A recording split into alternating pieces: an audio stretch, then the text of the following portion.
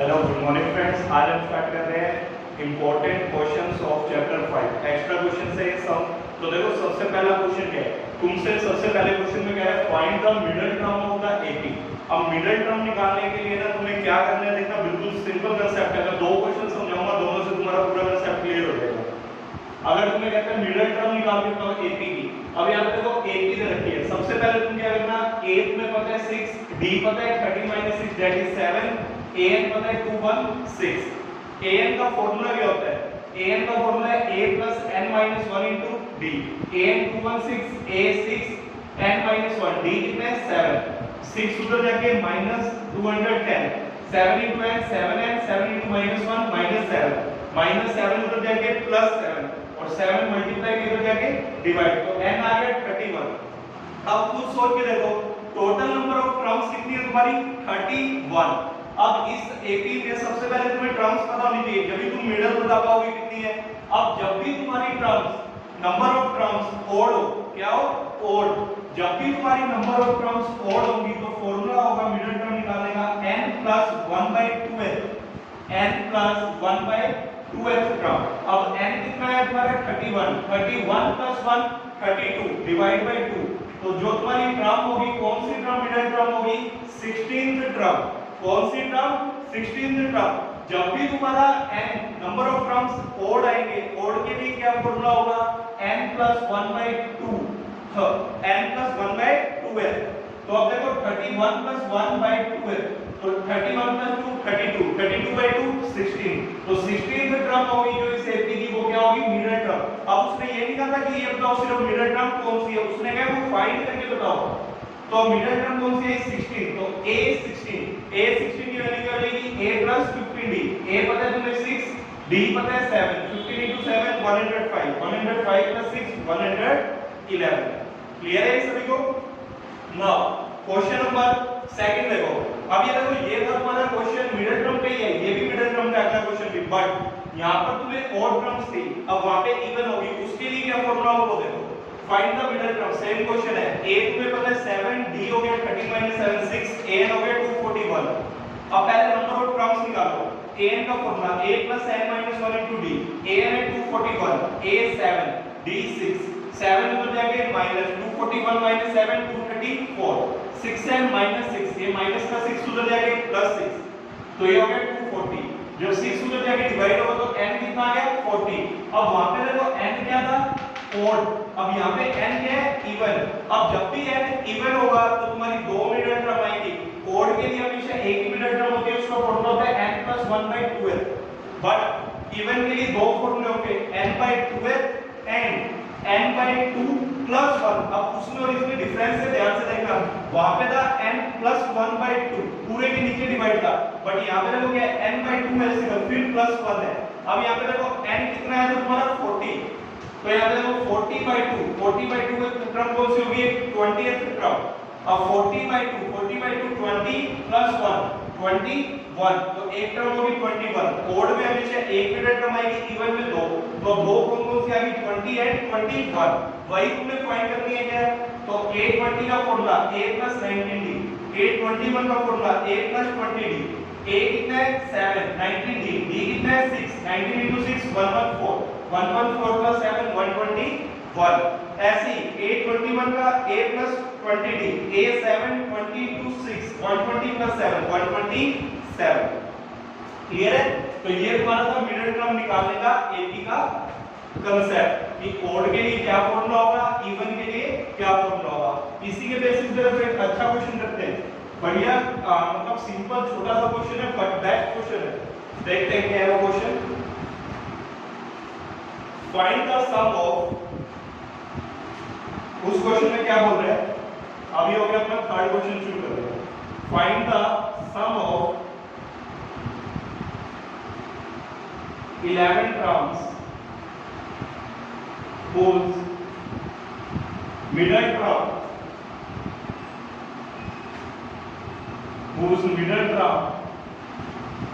of an AP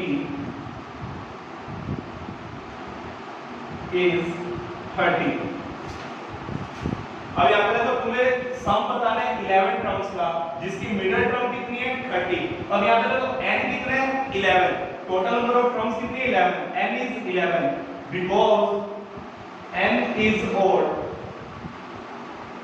so n plus n odd होता है तो कौन सी मिडिल टर्म होती है n प्लस 1/12, तो n कितने हैं 11 plus 1/12 that is 12/2 6, so sixth term is the middle term of this AP, sixth term होगी जो middle term होगी इस AP।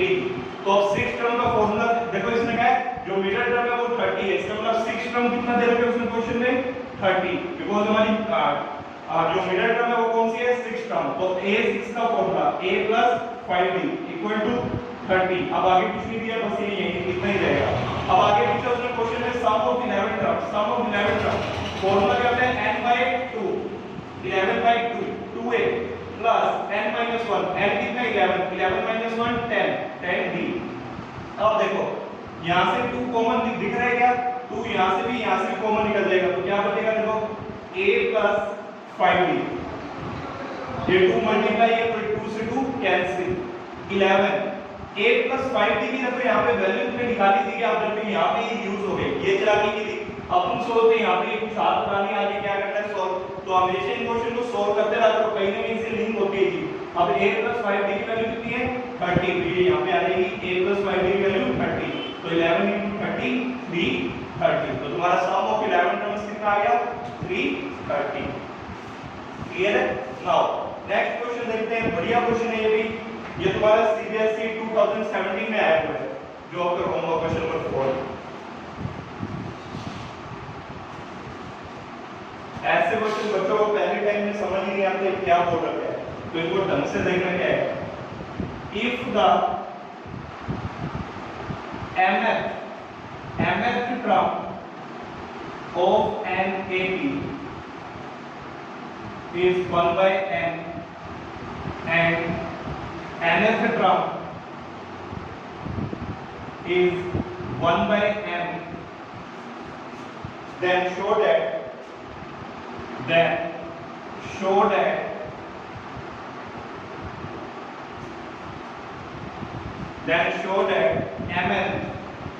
n के ऊपर पूरे ऊपर mth term is 1। अब तुम्हें प्रूव करना है क्वेश्चन। अब तुम्हें a की फॉर्मूला होता है टर्म्स के लिए, an किसके इक्वल होता है a + n - 1 × d, ठीक है। अब यहाँ पे देखो mth आ गया, अगर nth होता तो हम यहाँ पे n लिख देते हैं। अगर मैं कहता हूँ फर्स्ट टर्म तो n की जगह 1, सेकंड टर्म तो n की जगह 2, थर्ड टर्म n की जगह 3, फोर्थ टर्म n की जगह 4, ऐसे अगर mth बोल दिया तो n की जगह क्या लिख दूंगा m, तो mth टर्म देखो क्या हो जाएगी am इक्वल टू कितना दे रखा है उसने, किसके इक्वल है 1/n के। अब mth टर्म का फॉर्मूला देखो क्या होगा, n की जगह m आ गया सिर्फ, a + n की जगह m - 1 × d, तो am की जगह क्या लिखेंगे a + m - 1 × d equal to 1/n, equation number 1। अब सेकंड में क्या nth टर्म इक्वल है 1/m के, तो nth तो तुम्हें सिंपली पता ही है क्या होती है an, किसके इक्वल है 1/m, nth का formula a + n - 1 × d equal to 1/m, equation number 2।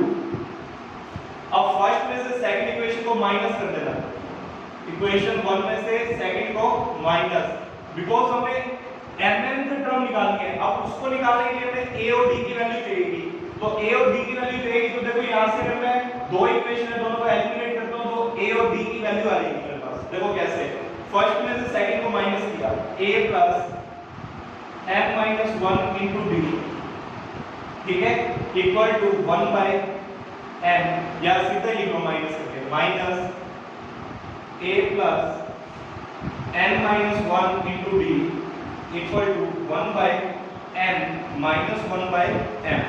ये देखो इसकी लेफ्ट हैंड साइड में से इसकी लेफ्ट हैंड साइड माइनस, इसकी राइट में से ये इसकी राइट माइनस। अब ये देखो a + m को d से मल्टीप्लाई करो md minus d, a plus का माइनस का minus, plus nd plus minus minus minus nd minus d, but minus minus plus, तो प्लस d इक्वल टू यहाँ पे एलसीएम लो mn। अब यहाँ पे m तो ऊपर क्या आ जाएगा m, बीच में माइनस, यहाँ पे m में तो क्या आ जाएगा n, ठीक है। a से a कैंसिल, d से d कैंसिल, देखो क्या बचा md minus nd equal to m minus n divide by m into l।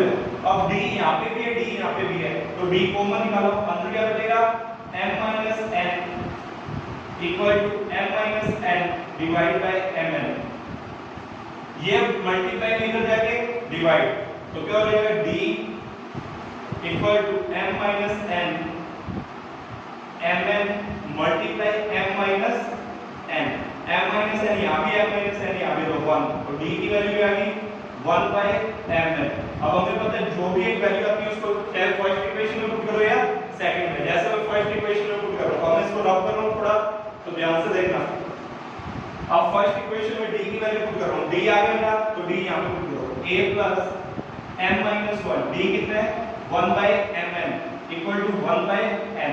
अब इसको मल्टीप्लाई करो, 1 into m m divide by mn minus 1 by mn equal to 1 by n, m से m cancel, देखो क्या बचा a plus 1 by n minus 1 by mn equal to 1 by n equal to 1 by n।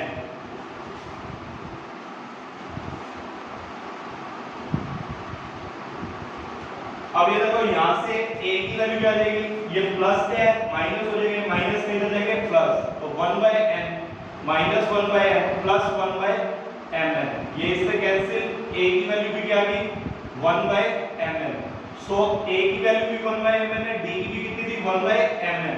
अब उसने कहा mn से term, अब इसको m n मत पढ़ो, एक बार ऐसे देखो, सेकंड टर्म होता है या फोर्थ होता, mn पूरा 4 है, तो mn अगर फोर्थ होता तुम्हें कहता फोर्थ टर्म लिखो, तो तुम कैसे लिखते a n का फॉर्मूला होता है a plus n minus 1 into d, तो n की जगह तुम क्या लिख देते 4, n की जगह 4, बट अब 4 क्या है यहाँ पे m into n, तो n की जगह क्या लिखोगे m n a plus n की जगह m n minus 1 into d।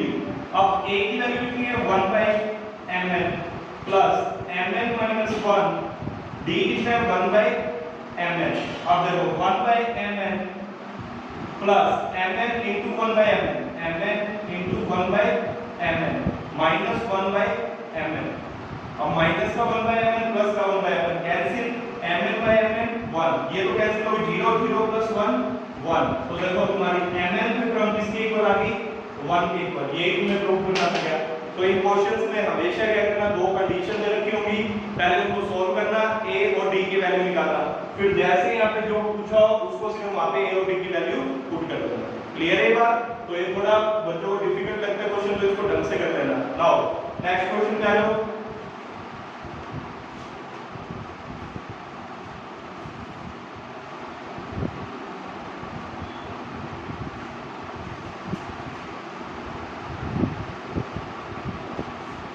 Next में क्या कह रहे हैं, इफ द सेम क्वेश्चन का स्टार्टिंग करो, if the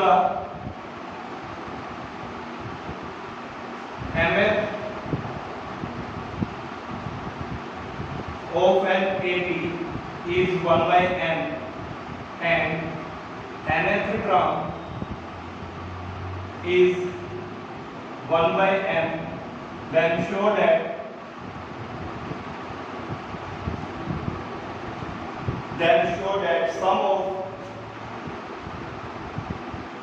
sum of mn terms is 1 by 2 mn plus 1। अब तुम्हें ये शो करना है।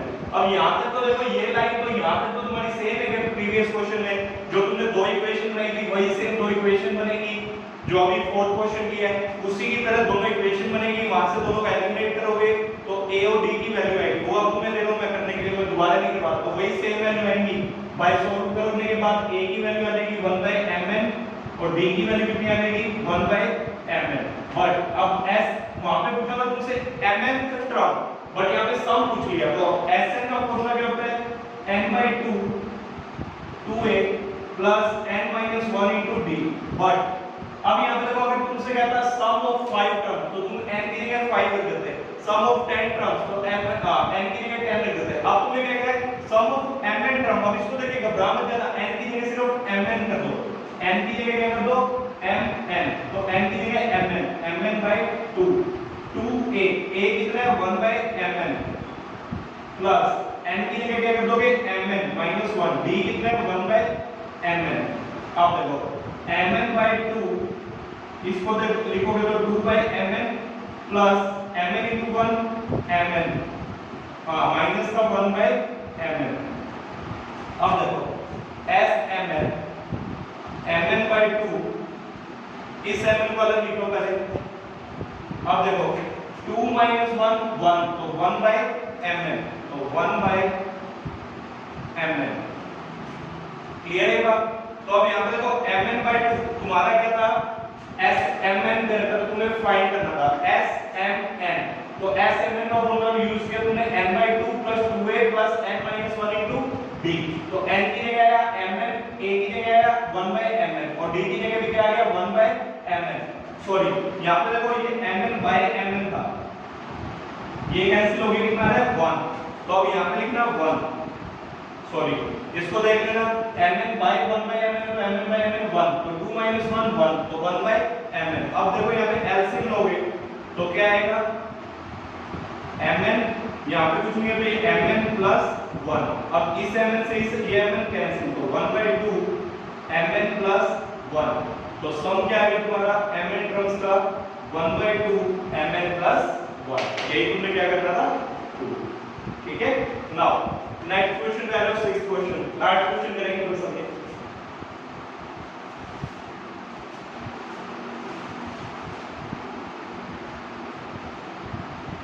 अब क्या कहना है फाइंड द सम ऑफ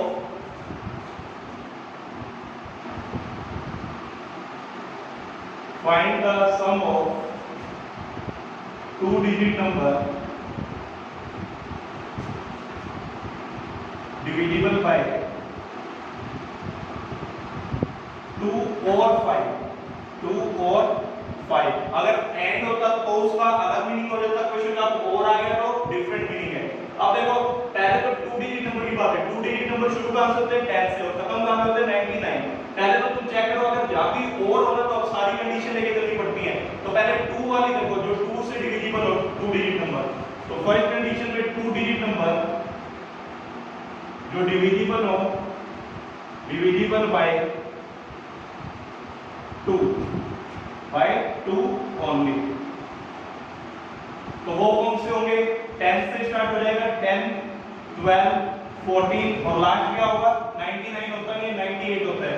तो a पता है तुम्हें, d पता है और an पता है, तो an का मैं डायरेक्ट लिख रहा हूं formula an = a + n - 1 * d, an 98 a 10, d कितना होगा 12 - 10 2, 98 - 10 88, 2n - 2 माइनस का 2 उधर जाके प्लस, तो 90 = 2n, तो n कितना आ गया तुम्हारा 45, तो अब टोटल टर्म्स कितनी आ गई 45। 2 डिजिट नंबर जो 2 से डिविजिबल होंगी वो कितनी होंगी 45, बट तुम्हें सम निकालना है, तो सम निकालो 45 टर्म्स का 45/2, मैं वो फॉर्मूला लगा रहा हूं n/2 a + an, a 10 an 98, तो 45/2 into 108, ये कैंसिल 54 को 45 से करेंगे 0 2 17 16 1 21 0 3 4 2 4 3 0, तो सारे 2 डिजिट नंबर जो 2 से डिविजिबल है उनका सबका सम कितना आ गया 2 4 3 0।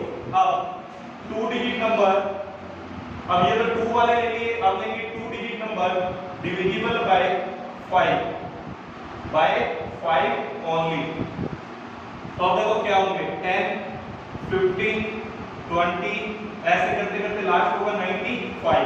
तो an कैसे निकालोगे, an का फॉर्मूला पहले नंबर ऑफ टर्म्स निकालनी पड़ेगी plus n - 1 * d, an 95 a 10 n - 1 d 5, ये उधर जाके माइनस 85 5n - 5 -5 उधर जाके प्लस 90, तो n कितना आ जाएगा तुम्हारा डिवाइड करने पे 18, तो टोटल टर्म्स कितनी है 5 डिविजिबल बाय 5 वाले 2 डिजिट नंबर 18, तो s 18 का फॉर्मूला n/2 18/2 a + an 10 + 95, ये कैंसिल हो गए 9, तो 9 × 105 देखो कितना आएगा 954 945।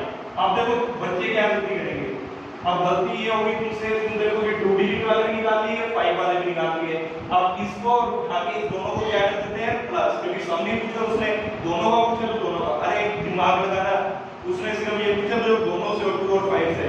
2 10 2 से भी होता है डिवाइड, 10 5 से। तो अब इसको दो बार नहीं लिखना है, इसको एक ही बार लिखेंगे, अभी दोनों में कॉमन है।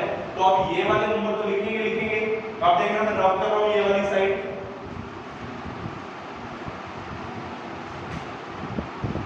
तो ये संभाल के रखो। ये कितना आना था 2 डिजिट वाला S45 2430, और ये S18 कितना आया 945।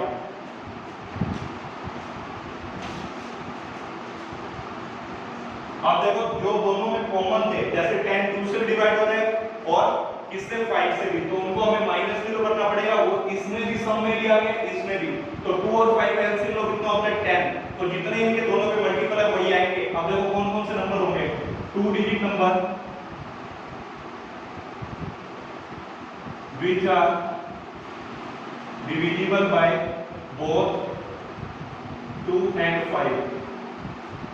तो 2 और 5 से कौन कौन से होंगे 10 20 30 40 50 60 70 80 और 90। अब इनका सबका सम करना पड़ेगा। क्यों करना पड़ेगा, क्योंकि ये दो बार प्लस हो गए, वहां पे 10 भी 20 भी, ये 2 और 5 दोनों से डिवाइड है, मतलब ये इस वाले में भी प्लस हुई थी, इसमें भी। तो इसको माइनस करना पड़ेगा। जब उन दोनों को सम करेंगे तो उनमें से ये सारे माइनस होंगे। तो या तो आप इनको डायरेक्ट सम करो या तो फॉर्मूले से ही कर लो, जिससे देखो an का फॉर्मूला होता है a प्लस, अब यहाँ पे n तो डायरेक्ट लिख लो, चाहे 1 2 3 4 5 6 7 8 9, तो टोटल टर्म्स कितनी है 9। तो Sn का फॉर्मूला होता है n/2 a प्लस an, तो S9 कितना हो जाएगा 9/2, a कितना है 10, an कितना है 90, तो 9/2 into 100, तो ये हो गया 50 450। तो अब देखो तुमसे पूछा sum of 2 digit number, sum of 2 digit number divisible by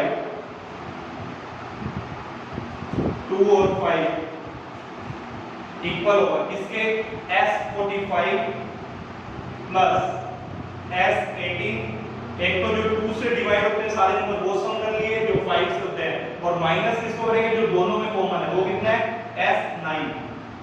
तो S45 कितना है 2430, S18 कितना है 945, और ये कितना है 450। तो अब इसको करो 2430 प्लस 945 5733, अब माइनस करेंगे 450 529, तो यहाँ है 2925।